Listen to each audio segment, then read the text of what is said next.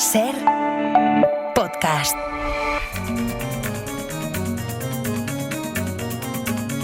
Hoy por Hoy Magazine.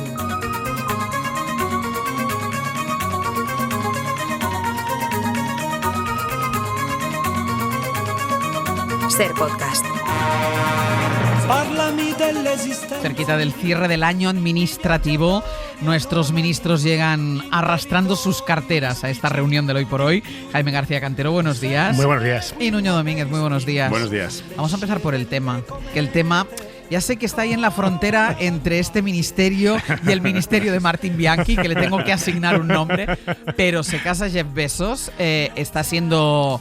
ha abierto toda una polémica en Venecia porque tiene numerosísimos ángulos desde que verlo, pero lo que parece que a él no le preocupa es su coste reputacional. En lugar de hacer una boda discreta en las montañas de Montana, me estoy imaginando, no, ahí en Venecia... Bueno, yo creo que lo hemos hablado varias veces, yo creo que las grandes tecnológicas y con ellos sus líderes han salido del armario completamente, les da igual molestar y están dispuestísimos a demostrar que son multimillonarios y se lo van a gastar como quieran. Quizás el espectáculo de Venecia es de lo más vergonzante que se ha visto nunca. Hoy hay periódicos hablando de que se está dando dinero a gente por irse, ¿no? Se está sacando a gente de sus habitaciones. Habitaciones de un hotel, es que esto lo escuché ayer, se alojan la mayoría de los invitados en un hotel que yo no sé si vale la habitación 3.000 euros la noche, me lo estoy inventando, pero son muchas cifras. Y pagaban a la gente para que se fuera de ahí. Un hotel de 7 estrellas. ¿No? 7 estrellas. Un hotel de 7 estrellas. ¿Eso qué es? ¿Eso qué es? En el que, claro, cualquiera de los que estaba allí ya era rico, ¿no? Claro. Entonces llega otro más rico que tú a echarte del hotel en el que estás. Y creo que la gente quejándose porque le dan dinero, le pasan a otro hotel, pero no quieren hacerse las maletas. Entonces creo que hay esta gente para hacerte la maleta. O sea, todo llegando a unos límites que roza... Salía mucho más barato ir al típico casino que tiene una réplica de Venecia. Absolutamente. Claro, allí en Las Vegas. En Las Vegas hay uno que tiene góndolas y todo.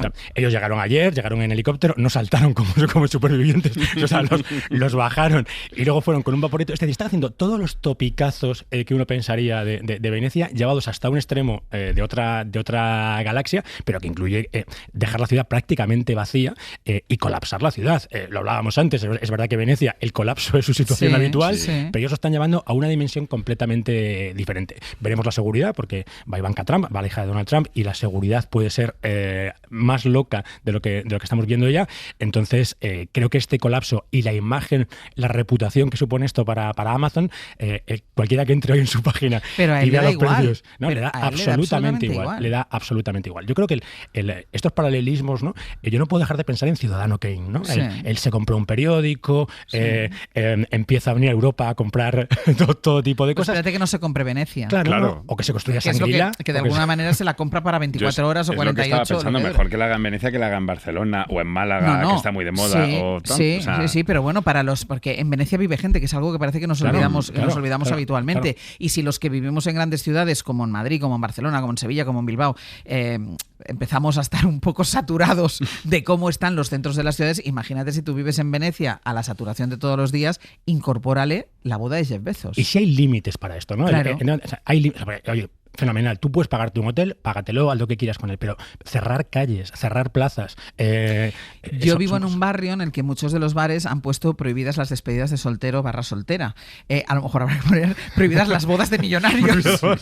Sería maravilloso. Claro. Prohibidos los millonarios en general. Prohibidas los millonarios. Y además, y lo comentábamos antes, Nuño, esto también para el medio ambiente, todos llegarán en jets privados, entiendo que estos son aviones... no me acuerdo cuántos. Pero bueno, aviones para arriba y para abajo. El megayate de Bezos ahí esperando, que también debe echar... El megayate de Bezos, que además tiene pequeños yatecitos, vamos a decir, para acercar a la gente. El billete de los portaaviones de Estados Unidos. Han entrado otras 3 megayates ya. Recordemos que Venecia tiene un problema con sus diques, es decir, que la entrada de barcos en Venecia es especialmente peligrosa, pero les da igual. Lo que pasa es que es el modelo de Venecia. Es una ciudad completamente entregada al turismo. Lamentablemente para los venecianos, que insisto, los hay. En un rato, Nuño, llegan a la Estación Espacial Internacional 4 astronautas de 3 países diferentes, Polonia, Hungría e India. La empresa que les lleva se llama Axiom Space. ¿Cómo se ha organizado esta operación? Bueno, es una misión privada y lo interesante es eso. La comandante es estadounidense, una exastronauta, y llevan al espacio a astronautas de diferentes países. En este caso no son ricos que pagan su billete simplemente para divertirse y ver la Tierra desde el espacio, sino que son astronautas de cada país y cada país paga para que vayan a hacer experimentos propios y de otros países. Por ejemplo, el caso del polaco es una misión apoyada por Polonia y por la Agencia Espacial Europea. Entonces, es una posibilidad para esos astronautas que han sido seleccionados como reservas, Sí. España tenía uno, y que no pueden tener una misión, por así decirlo, oficial Sí. de aquí a 2030, que es cuando se va a retirar la Estación Pero Espacial digamos que no Internacional. van de práctica, sino que ya van a hacer investigaciones. Claro, y tienen que hacer un montón de experimentos pagados por muchos países. Por ejemplo, India, muy interesante, porque probablemente se va a convertir en el próximo país con capacidad independiente de mandar astronautas al espacio. Tienen ya sus cohetes y probablemente tengan cápsulas antes que Europa. Que eso es algo a resaltar. Y te decía, nosotros tenemos, por ejemplo, una astronauta, Sara García, en la reserva, y esta podría ser una salida para España. Decir, oye... O sea, España podría pagar el billete. Claro, España podría pagar el billete, incluso en colaboración con la ESA, dependiendo de los experimentos que vaya a hacer ella, y mandar a esta astronauta en la reserva al espacio. Y una pregunta, ¿este modelo de negocio, o sea, a quien se paga el billete es una empresa Axiom privada?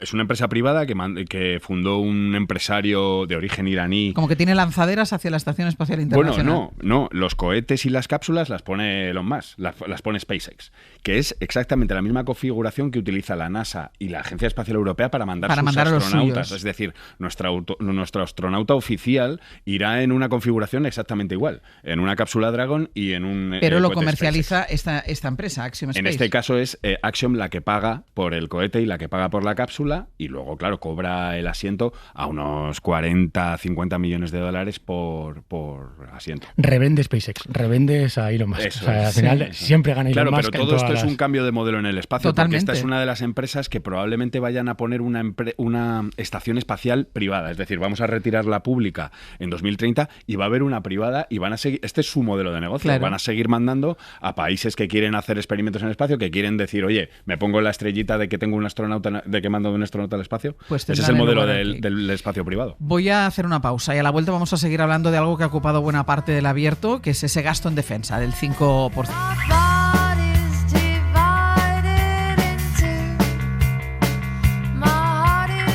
Hoy por Hoy Magazine. Ser Podcast. Hoy por Hoy. Àngels Barceló. Burn up every cloud above my head, clear the smog and let me rest somewhere. Aquí seguimos en nuestra reunión ministerial de todos los jueves con Nuño Domínguez, con Jaime García Cantero. Les decía que de alguna manera vamos a continuar hablando durante un momentito de algo que ha ocupado buena parte del abierto, que es esa inversión del 5% del PIB en defensa, una inversión de la que se desmarca el presidente del gobierno, Pedro Sánchez, porque detrás de toda esta operación hay una industria militar tecnológica y además lo ha dicho abiertamente Donald Trump, que esta inversión es para que ustedes gasten en la industria militar de los Estados Unidos. O sea, aquí hay un tema de defensa y de falta seguridad. Ir con el catálogo. Vamos, misiles, que ya hubieran aviones. señalado exactamente lo que quería cada uno. Pero cuando Donald Trump exige, Jaime, ese 5% del PIB a España, lo que pide es compremos su hardware militar. ¿Qué productos nos intenta colocar? ¿De qué estamos hablando? Bueno, pues yo creo que estamos viendo el muestrario, no hace falta que lo lleven en ningún sitio, porque estamos viendo en Irán, lo estamos viendo en Ucrania. Desgraciadamente, la exhibición de tecnología militar que estamos viendo es alucinante. Hoy estamos viendo carros de combate de nueva generación, estamos viendo misiles ultrasónicos, pero los productos estrella, claramente hoy, tienen que ver con lo digital, ¿no? Tienen que ver con los drones, drones y vehículos autotripulados en general. De momento vemos drones, pero veremos muchas más cosas. En Irán es alucinante porque los dos bandos están utilizando drones, pero a partir de ahí hay un abanico casi infinito de tecnologías destinadas a la defensa. Yo creo que la pregunta del 5% no es tanto cuánto hay que gastar, que es una pregunta relevante, es cómo cómo hay que gastarlo. Y ahí es donde yo creo que Europa tiene muchas cosas que decir. Yo creo que nadie duda hoy de que la tecnología tiene muchísimas cosas que decir en la defensa, y más allá de lo obvio, que una vez más es lo que quiere colocar el presidente de Estados Unidos, tanques y todo lo demás, hay otro tipo de tecnologías de doble uso por las que Europa debería apostar y en las que España tiene intereses reales y capacidades reales, ¿no?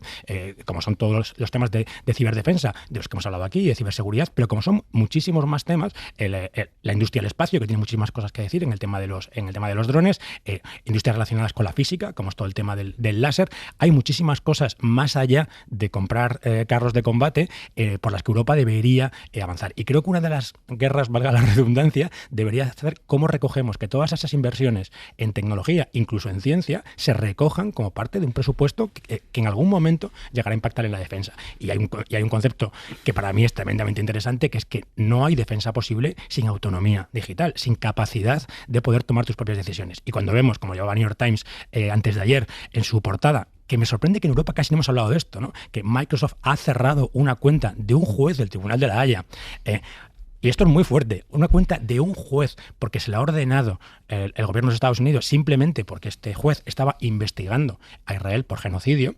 Creo que ¿Pero esto cómo puede hacerlo? ¿Le llega una orden de arriba y lo hace? Esto puede hacerlo. Microsoft, que era el menos dócil de los gigantes tecnológicos, pero es sorprendente que en un territorio, vamos a decir, un organismo global como es el Tribunal de la Haya, fuera de tu territorio esté sujeto al mandato de un gobierno extranjero, ¿no? Que es el de los Estados Unidos. O sea, Microsoft es una empresa norteamericana, pero se supone que está operando en Europa y es muy dudoso desde una perspectiva legal que tenga que acatar esa orden, pero la orden la ha acatado. Pensemos la dependencia que tenemos de todos estos gigantes tecnológicos, y si mañana el gobierno de Estados Unidos dice a Microsoft, a Meta, a Google, a Amazon que dejen de dar servicio por lo que ellos crean, ¿a dónde vamos nosotros? ¿Y Europa tiene capacidad para sustituirlos? ¿Para sustituir todas estas grandes pues tecnológicas? Pues este es el tema. Yo creo que capacidades y potencial sí, pero llevamos décadas confiando en el amigo americano, y a lo mejor es el momento de empezar a pensar si el amigo americano sigue siendo el amigo americano, porque este tipo de cosas, este tipo de razonamientos, que algunos dirán, es una anécdota, ¿no? Lo del juez es una anécdota, pero una anécdota bastante grave, que una potencia extranjera pueda tomar decisiones de este calado fuera de su territorio.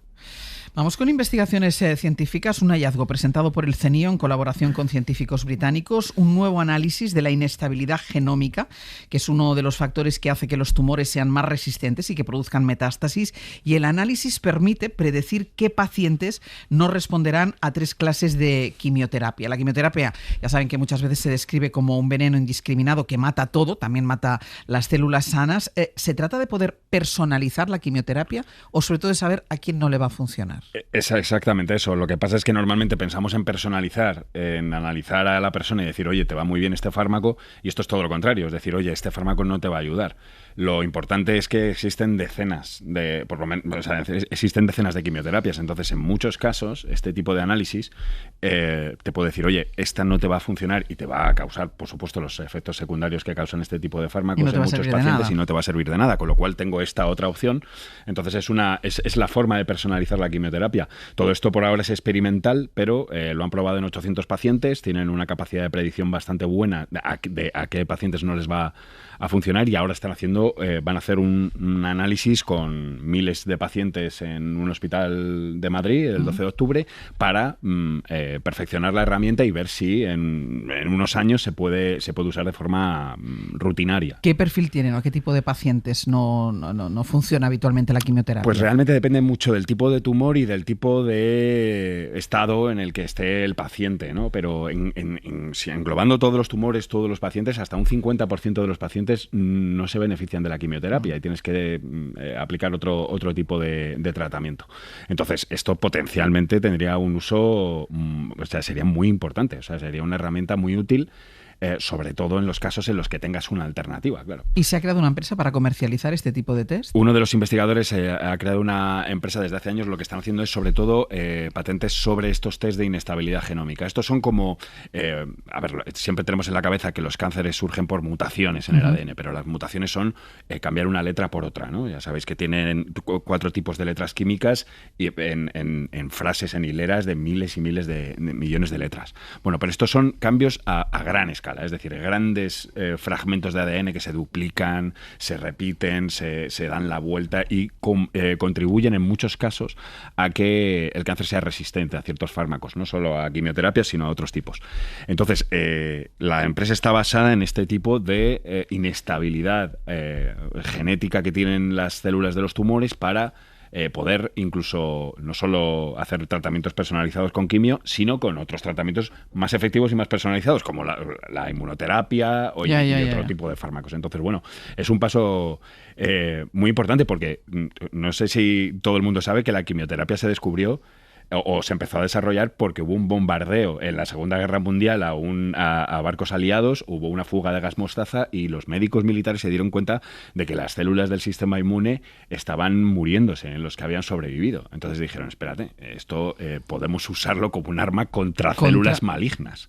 Entonces es así como empieza la quimioterapia. Entonces siempre ha sido algo indiscriminada. Funcionan muy bien y cada vez son más precisos, pero aún así siempre hay esos efectos en muchos casos hay esos efectos secundarios. Entonces, bueno. Más cosas. En Texas ya está funcionando los robotaxis de Tesla, taxis autónomos, sin conductor. ¿Qué tal están funcionando? ¿Cuántos accidentes ha habido? Bueno, lo primero es que son poquísimos coches, sobre todo después de tantos años de anuncios, ¿no? Recordemos cuántos años lleva Elon Musk hablando de los coches autónomos. O sea, parece que lleva toda la vida hablando de coches autónomos. Y hablamos de decenas de coches, muy pocos coches. En Austin, que es una ciudad mucho más pequeña que Los Ángeles o que otras ciudades donde esto se ha aprobado. Y además los coches de Tesla tienen la particularidad de que son autónomos vigilados. Es decir, el conductor tiene que estar de alguna manera pendiente. Se conduce solo. Hay un señor delante del volante. Sí. Lleva copiloto. Se recomienda que, es decir, el coche conduce solo, pero más te vale estar tú al tanto de lo que esté ocurriendo. Hay un montón de vídeos en redes de los posibles percances que están teniendo estos coches, que creo que siguen siendo anécdotas, pero lo que para mí el problema que tiene Tesla, aún después del retorno del señor Elon Musk, iba a decir el retorno triunfal, pero triunfal no ha sido, y de su salida del gobierno, es que va muy despacio. Con los años que lleva hablando de todo esto, pensar que ahora, después del anuncio, hablas de unas pocas decenas de coches en Austin, ¿no? Que ni siquiera tienen autonomía completa, pues me parece una apuesta bastante pobre, sobre todo porque hace muy pocos meses que él ha dicho que iba a haber decenas de miles a final de año. Entonces, el ritmo, no sé yo si va a cogerlo. Pero escucha una cosa, que el que tiene que coger el volante si el coche falla es el propio pasajero. Claro, a ver, son coches igual que los Waymos, son coches sobre todo pensados para el alquiler, ¿vale? Entonces el tema, y para compartir. Entonces el tema es que tú cuando te montas tienes que tener carnet de conducir y tienes que tener cierta capacidad de reacción, de estar pendiente dentro del coche. Los Waymo, que es la competencia de Google, en teoría no. La otra cosa lo que sí que hacen estos, igual que los Waymo, es arder fácil. Lo digo por si alguien en Austin está también pensando en manifestarse o en hacer este tipo de cosas. Pero el modelo de conducción es, vamos a decir, menos autónomo que el de Waymo. Claro, porque sí, cuando estaba pensando en taxis, ¿sabes qué estaba pensando? Como por las mañanas ahí me recoge siempre un taxi, pensaba, ¿y qué me tengo que sentar? Igualmente, si no hay nadie delante, me tengo que sentar en el asiento de atrás. Quedaría como mucha ¿no? Es un poco extraño. Vale. Sí. A ver, extraños son. O sea, yo es que he pensado que va el vehículo autónomo, un señor sentado en el copiloto, en el asiento de copiloto, y luego tú te montas detrás, ¿no? Entonces, no, eso ya sería... sería una locura. Eso solamente vas tú, pero tienes que tener carnet y estar y comprometerte a estar pendiente. O sea, es un poco menos autónomo de lo que dice la palabra autónomo. Vamos a hablar también de una investigación sobre terremotos, Nuño, que publicaste ayer un reportaje. La sobreconstrucción tiene como consecuencias que los terremotos son ahora más peligrosos porque son más devastadores. Empieza recordando uno terrible que sucedió en Málaga en 1884, que causó entonces 900 muertos, y se teme que si esto volviera a pasar, claro, moriría mucha más gente. Mucha más gente, porque claro, en concreto en esta zona de Málaga, que yo no conocía que este terremoto, no tenía ni idea de que había pasado, y la verdad es que fue terrible porque sucedió el día de Navidad de noche. Estaba todo el mundo cenando en casa. Y en 1884. 1884. Entonces lo que han hecho un grupo de investigadores del Instituto Geológico y Minero es decir, vamos a ver qué pasaría si este terremoto y otro muy potente que hubo en Torrevieja, que es una zona también de alto riesgo sísmico, dentro de los estándares españoles, ¿qué pasaría ahora? Entonces, si pasa el con el que hemos empezado hablando en 1884, esa zona se ha despoblado, con lo cual no moriría tanta gente porque además no se produciría el día de Navidad, pero el de Torrevieja que causó bastantes víctimas, ahora tendría muchísimas más por el tema de que es una zona que ha multiplicado su población por 5 o por 6, pero es que además en verano o en la temporada alta de turismo multiplica más aún su población. Y hay muchos edificios que se han construido en épocas pasadas de boom urbanístico por el turismo que no responden a los estándares de seguridad sísmica que deberían tener. A ver, tampoco hay que alarmar a la gente porque bastantes catástrofes ya tenemos en el mundo como para estar pensando en terremotos, pero es verdad que los científicos dicen esto sabemos que se va a volver a producir. Un terremoto de esa intensidad se va a volver a producir. Pero ante esto, ¿qué haces? Porque la gente es la que es. Las casas ya están hechas. Las casas ya están hechas, se pueden reforzar edificios, se pueden tomar ciertas medidas, aunque el estudio muestra que yo creo que no hay un país en el mundo que pueda estar preparado para esto, ni incluso los países de más intensidad sísmica, probablemente Japón, otros países sí que tienen unas construcciones más preparadas, pero sobre todo lo que puede ayudar es a la respuesta. Estos tipos de sistemas también te pueden decir, oye, vais a intentar acceder a esta población y no hay forma de cruzar este río porque se han caído los puentes, que es lo que pasó en el siglo XIX, o muchas otras cosas, ¿no? Intentar ayudar a las unidades de emergencia. Y después a tener cierta conciencia de que esto, en el rango de 150 a 200 años, es probable que pase. Tuvimos un terremoto relativamente reciente en Lorca, que no fue de estas intensidades, pero ya causó muertos, causó víctimas, y muchos daños materiales. Unos daños materiales tremendos. Sí. Entonces, simplemente es tener presente esto, y estos científicos han colaborado con el gobierno en un nuevo plan para respuesta ante porque además esto no es lo mismo que construir en las Ramblas, que dice si vuelve a haber una riada, porque eso es no construir en las Ramblas, es así de fácil. Esto es otra cosa. Y la precisión que hay ahora, ¿no? Hay un montón de en Barcelona, los Computing Center tienen un proyecto ¿no? de cálculos de resiliencia en el que puedes ver a muchos años cuál es el riesgo de construir un sitio determinado.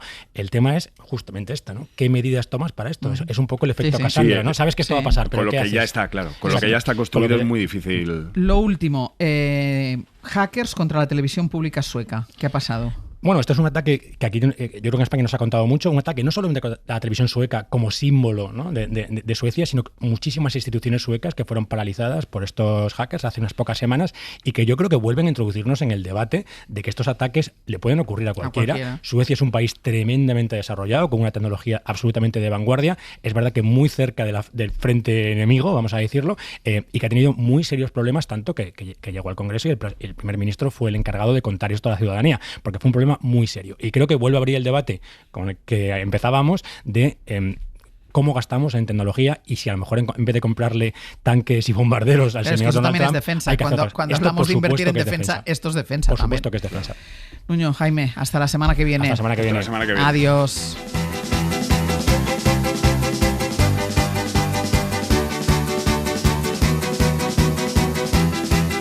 Para no perderte ningún episodio, síguenos en la aplicación o la web de la SER, Podium Podcast o tu plataforma de audio favorita.